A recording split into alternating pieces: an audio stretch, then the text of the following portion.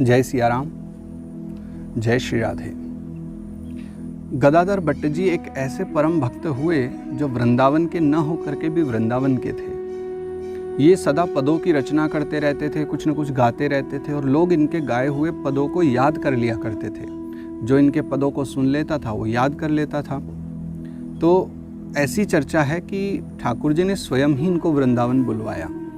एक दिन इनका लिखा हुआ एक पद कोई व्यक्ति वृंदावन में गा रहा था और श्री जीव गोस्वामी जी ने जब इनका लिखा हुआ एक पद सुना तो उनकी आंखें भर आई। इतना प्रेम, इतना माधुर्य लेखन में। तो उन्होंने पूछा कि ये कौन है।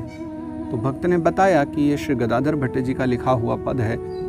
तो श्री जीव गोस्वामी जी ने दो संतों को गदाधर भट्ट जी के गांव भेजा और कहा कि उनको लेकर के आइए। एक पत्र लिखा और उस पत्र में लिख दिया कि बिना किसी रंग साज के आप पर श्री कृष्ण का इतना रंग कैसे चढ़ गया, ये श्याम रंग आप पर कैसे चढ़ा। वो पत्र लेकर के संत पहुँचे और गांव में उस समय वो पानी भर रहे थे गदाधर भट्ट जी। संतों ने उनसे पूछा कि गदाधर जी का घर कौन सा है। तो गदाधर जी ने उन संतों से पूछा कि आप बताइए आपको क्या काम है उनसे। तो संतों ने कहा कि हम वृंदावन से आए हैं। बस इतना ही कहना था कि वो सुन कर के ही मूर्छित हो गए।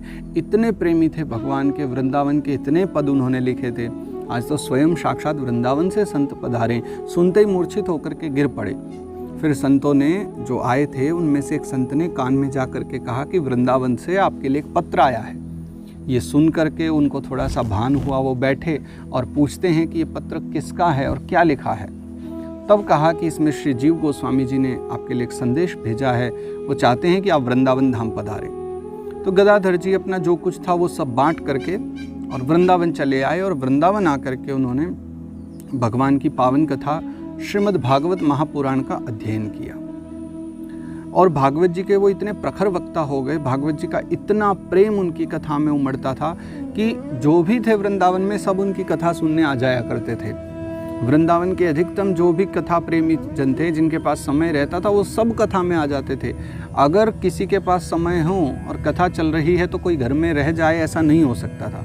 सब उनकी कथा के इतने प्रेमी थे और बड़ा ही भाव, बड़ा ही प्रेम। उनकी कथा में जो भी बैठ जाता था वो रोने लग जाता था भगवान के पावन लीला चरित्रों को श्रवण करके। एक बार की तो ऐसी चर्चा हुई कि एक महंत जी को निमंत्रण मिला कथा में आने का। अब महंत जी कथा सुनने तो आ गए और महंत जी ने आकर देखा कि उनकी कथा में, गदाधर जी की कथा में सारे भक्त रोया करते हैं। अब महंत जी को तो आंसू आते नहीं थे तो उन्हें बड़ा बुरा लगा कि देखो सब रोते हैं और मुझे रोना आता नहीं। उन्हें बड़ी गिलानी हुई। तो वो एक कपड़े में थोड़ी सी मिर्ची बांध करके लाए, मिर्ची की पोटली ले आए और जिस समय कथा चल रही थी वो नीचे मुँह करके जब सब रोने लगे तो उन्होंने आँखों में वो मिर्ची की पोटली लगा ली गीली करके। तो आँखों में वो मिर्च लगने से उनकी आंखें लाल हो गई, आंसू निकलने लगे। तो उनको लगा कि चलो अब ठीक है, थोड़े आंसू सबके जैसे दिखेंगे। एक भक्त ने ये बात देख ली और उसने देख करके जा करके गदाधर जी को बता दिया कि ये जो महंत जी हैं ना, बड़े ढोंगी हैं, पाखंडी हैं। इन्हें रोना नहीं आता कथा में, ना कोई भाव है। ये ज़बरदस्ती रोना दिखाने के लिए और ये मिर्ची लगा करके रोया करते हैं। तो कथा जब विश्राम हो गई तो गदाधर जी उन महंत जी के पास गए और जा करके उनके चरणों में साष्टांग प्रणाम किए और रोते हुए कहने लगे, बोले हे महंत जी, हे महाराज जी, मैं आपके दर्शन करके धन्य हो गया। मैंने आज तक सुना था, मैंने कथाओं में भी सुना था कि जो अंग हमारे शरीर का हमारे अनुरूप काम न करे, हम भगवत भक्त हैं, हम भगवान के प्रेमी हैं और अगर हमारा कोई अंग भगवान की सेवा में न लगे तो उसे दंड देना चाहिए, ये मैंने सुना था। परंतु प्रत्यक्ष मैंने देख लिया कि आपने अपनी आंखों को दंड दिया क्योंकि आपकी आंखें भगवान की कथा में रोती नहीं। ऐसा दंड देने की हिम्मत और कौन कर सकता है। भक्त की तो यही पहचान है जो गलत में भी कुछ अच्छा ढूंढ ले। चरणों में गिर पड़े गदाधर भट्ट जी। महंत जी को बड़ी आत्मग्लानि हुई। वो गदाधर भट्ट जी को प्रणाम करके वहाँ से चले गए। तो ऐसे हमारे गदाधर भट्ट जी थे जो परम भागवत होने के साथ साथ बड़े प्रेमी, बहुत सरल हृदय थे और भक्ति शास्त्र के तो बड़े प्रेमी थे। इनकी कथा में बहुत भीड़ हुआ करती थी। एक कल्याण सिंह राजपूत नाम के एक भक्त थे जो इनकी परम भगवत भक्त श्रोता थे। वो भी बड़े अच्छे श्रोता थे। उनका ज़्यादा समय भी गदाधर भट्ट जी के निकट ही बीतता था। परंतु उनकी धर्मपत्नी एक सामान्य सी स्त्री थी और उन्हें भगवत चर्चा, धर्म चर्चा, भागवत कथा, इन सब में कोई विशेष रुचि नहीं थी। तो उसने सोचा कि कैसे राजपूत जी कथा को छोड़ करके, गदाधर जी को छोड़ के और घर पर रहें। तो उसने एक विचार बनाया, योजना बनाई। उसने एक गर्भवती भिक्षुकी को बुलाया जो भीख मांगती रहती हैं मार्ग में, ऐसी एक भिक्षुकी को बुलाया और भिक्षुकी को बुला करके उसको 20 रुपए दिए और कहा कि वो जो गदाधर जी की कथा हो रही है वहाँ चले जाओ और जा करके उसको समझा दिया क्या क्या बोलना है। अब भिक्षुकी चली गई और जा करके गदाधर जी के सम्मुख जब कथा हो रही थी, सब श्रोताजन बैठे थे, तो भिक्षुकी जा करके कहने लगी, महाराज जी ये मेरे गर्भ में पल रहा आपका बालक है, अब इसके जन्म का समय आ गया है, मैं इसे कहाँ जन्म दूँ, मुझे कोई घर तो बना करके दे दो, अब आप इसको संभालो, मुझे रहने की व्यवस्था दो। ये सुनते ही सारे श्रोता समाज अवाक। इतने बड़े परम भगवत भक्त, इतने बड़े महात्मा के ऊपर लांछन लगाया जा रहा, किसी को विश्वास नहीं हुआ, क्योंकि सब बहुत अच्छे से जानते हैं कि ये महात्मा कैसे हैं। गदाधर जी को सब जानते थे, सबके, उनका जीवन बिल्कुल खुली किताब था, सबके सम्मुख उनका पूरा जीवन रहता था, लोग उनके साथ 24 घंटे रहते थे, दिन और रात रहते थे। तो लोगों को तो अच्छे से पता था कि इनका जीवन क्या है। क्रोध इसलिए आ रहा था क्योंकि ये जो भिक्षुकी आई थी ये बहुत गलत कार्य कर रही थी, परंतु गदाधर जी की सरलता देखिए, वो तो प्रेम भक्ति के पुजारी थे, वो तो प्रेम भक्ति के पथिक थे। जब वो कथा करते थे उन्हें बाहर की दुनिया का भान नहीं रहता था, जब वो कथा करते थे उन्हें तो बाहर की दुनिया का भान नहीं रहता था। और जब कथा चल रही थी और भिक्षुकी ने आकर के ये बात कही तो गदाधर जी को तो लगा मानो साक्षात भगवान सम्मुख आ गए हों, उन्हें समझ ही नहीं आया कि क्या लीला चल रही है। और गदाधर जी के मुख से तो अनायास निकल गया, हे प्रभु आप कहाँ थे, मैं तो आप ही की प्रतीक्षा कर रहा था, आपने आकर के दर्शन दे दिए, बहुत अच्छा कि आप यहीं निवास कीजिए, यहीं रहिए। उन्हें ऐसा भान हुआ मानो ठाकुर जी स्वयं कह रहे हैं कि मैं तो आपके घर में रहने आया हूँ, और उन्होंने कह दिया कि आप यहीं रहिए। अब श्रोता समाज और परेशान, लोग रोने लगे कि इतने बड़े परमहंस और उसके ऊपर ये इस प्रकार लांछन लगा रहे हैं, और महाराज जी क्या बोल रहे हैं, वो तो उनको तो पता भी नहीं है वो क्या बोल रहे हैं, वो तो भागवत कथा में मग्न है। तो सबको रोता देख, सबके दुख को देख, वहाँ पर एक संत बैठे थे, वो खड़े हुए भिक्षुकी को एक कोने में लेकर के गए और जाकर के पूछा कि बेटा बात क्या है, सत्य बताओ, क्योंकि तुम जिनके ऊपर लांछन लगा रही हो तुम तो उन्हें जानती भी नहीं हो, वो गदाधर भट्ट हैं।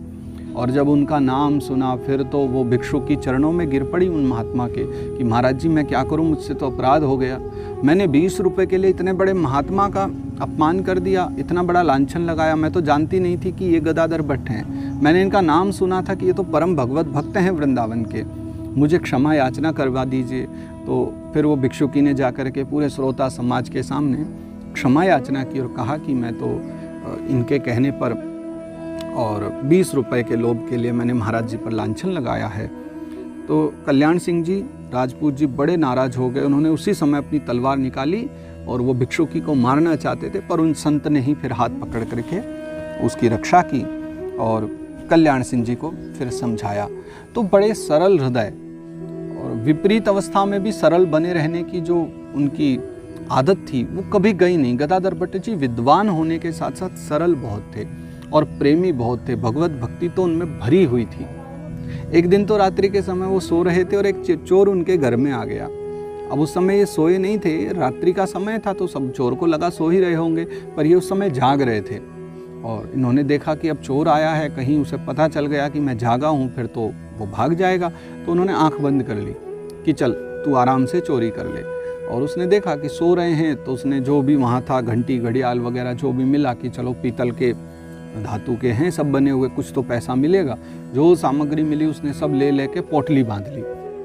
अब ज़्यादा सामग्री हो जाने से, पूजा पाठ की सामग्री थी सब और पीतल की वस्तुएं बहुत थी, तांबे की थी, तो वजन हो गया ज़्यादा। अब उसने पोटली बांध तो ली पर उससे उठे ना। तो गदाधर जी से रहा ही नहीं गया। जब बहुत देर हो गई उन्होंने देखा कि वो कोशिश कर रहा है, प्रयास कर रहा है, पर उठाया नहीं जा रहा है, तो गदाधर जी स्वयं ही नीचे उतर गए बिस्तर से और जा करके उन्होंने हाथ लगवाया कि ले भाई उठा ले सिर पे।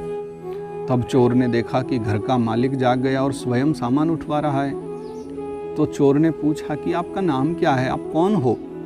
ऐसा व्यक्ति मैंने कभी नहीं देखा जो चोर को अपना सामान उठवा दे। तो उन्होंने बताया कि इस दास को गदाधर भट्ट कहते हैं। और इतना सुनते ही चोर के हाथ से गठरी छूट गई, पाँव में गिर पड़ा वो, क्योंकि वो भी गदाधर भट्ट जी को जानता था और वो उसके जीवन का चोरी करने का अंतिम दिन था। वो गदाधर जी का ही शिष्य बन गया और उन्हीं के साथ ही रह करके वो भी फिर परम भगवत भक्त हो गया, क्योंकि उसने चोरी वोरी सब छोड़ दी। जब उसने देखा कि ऐसा जीवन, अपना सामान जो चोर को उठवा दे, ये जीवन मुझे चाहिए। वो कौन सी भावना है, ये हृदय की कौन सी भावना है जो व्यक्ति को इतना त्याग और इतना वैराग्यमय बना दे, मुझे ये जीवन जीना है। तो संतों के संग में आ जाने से, हरि भक्तों के संग में आ जाने से हमारा जीवन भी भक्तिमय हो जाता है। हमारे जीवन का जो वातावरण है वो आनंदमय हो जाता है। हमारी चिंताओं से भी हम मुक्ति पा जाते हैं। और परम भगवत भक्त श्री गदाधर भट्ट जी आजीवन पर्यंत वृंदावन में रहे और उनका एक ही नियम था कि वो भगवत विग्रह की नित्य सेवा करते थे। आजीवन पर्यंत उन्होंने शिव विग्रह की पूजा करते हुए, भगवान के विग्रह की पूजा करते हुए अपने जीवन को बिताया था। ऐसे पूजनीय चरणों में हमारा कोटि कोटि शाह वंदन। कल से आप सभी श्रीमद् भागवत कथा का श्रवण करें। भोपाल में श्रीमद् भागवत कथा का आनंद नित्य ही अब सभी को 7 दिवस पर्यंत मिलेगा। हमने सितंबर माह में जो चर्चा प्रारंभ की थी उसका भी 1 मास हो गया है और अब भागवत कथा शुभारंभ हो रही है। तो नित्य की जो चर्चा हम गौशाला आदि में बैठ करके, किसी दिन गिरिराज जी में भी किए, कुसुम सरोवर पर भी किए, अब उस चर्चा को 7 दिवस के लिए विश्राम देते हैं और अब भागवत चर्चा रहेगी 7 दिवस की। तो नित्य आप भागवत चर्चा श्रवण करें और उसके पश्चात, कथा के पश्चात फिर हम पुनः इस चर्चा के क्रम को आगे रखेंगे और नित्य नए विषयों पर या नित्य भक्त चरित्रों पर हम चर्चा करते रहेंगे। तब तक आप सभी स्वस्थ रहें, खूब आनंदित रहें, प्रसन्न रहें, ऐसी मेरी प्रभु से कामना है। आप सभी पूजनीय जनों को मेरा सादर प्रणाम, सभी को बहुत बहुत प्रेम। जय सिया राम, जय श्री कृष्णा, राधे राधे।